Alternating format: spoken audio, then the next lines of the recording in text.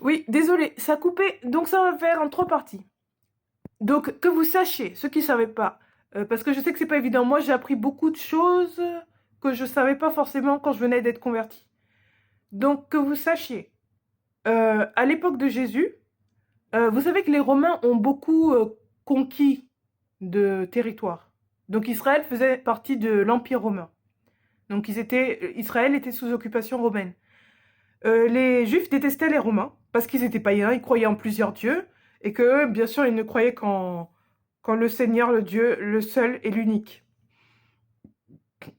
Et aussi parce que les Romains, il y avait aussi beaucoup de choses qui étaient faites qui n'étaient pas vraiment pas normales. Mais ça, c'est souvent dans les pays en guerre, occupés. Ça existe aussi aujourd'hui.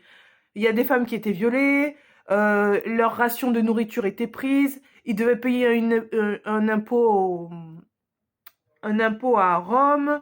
Voilà quoi. Donc franchement, ils attendaient qu'une seule chose à cette époque-là, c'est que le Messie arrive, parce qu'ils pensaient vraiment les Juifs que le Messie allait tuer tous les Romains, les dégager de les dégager de leur territoire. En fait, c'est pour ça qu'ils attendaient le Messie. Franchement, ils avaient soif que le Messie vienne à cette époque-là, à cause de ça.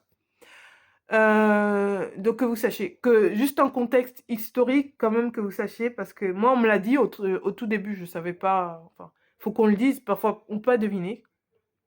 Donc voilà, c'est la relation que les Juifs avaient avec les Romains à l'époque.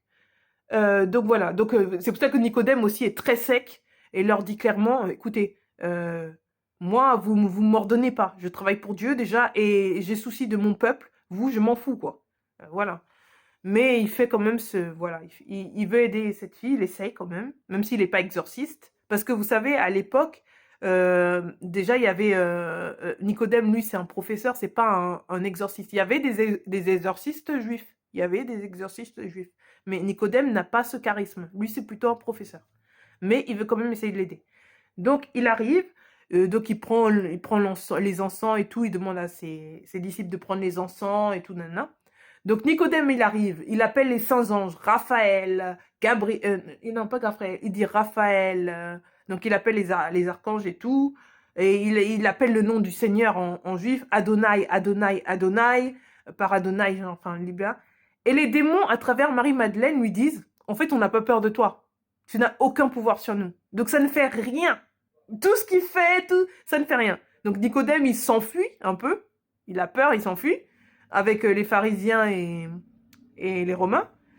Donc Nicodème, il est bouleversé par ça, il se dit mince, j'ai pas réussi à la délivrer, elle en avait tellement des démons.